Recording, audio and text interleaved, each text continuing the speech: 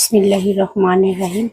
আজ দুপুরের আয়োজন এই পাতলা ডাল টমেটো দিয়ে, আর হচ্ছে ডালটা এখনো বাগার দিইনি, বাগার দেবো। আর এটা হচ্ছে হাঁসের মাংস। হাঁসের মাংস ভুনা করতেছে। এটা চীনা হাঁস, বড় একটা চীনা হাঁস নিয়ে আসছিল, ওটা ভুনা করতেছি।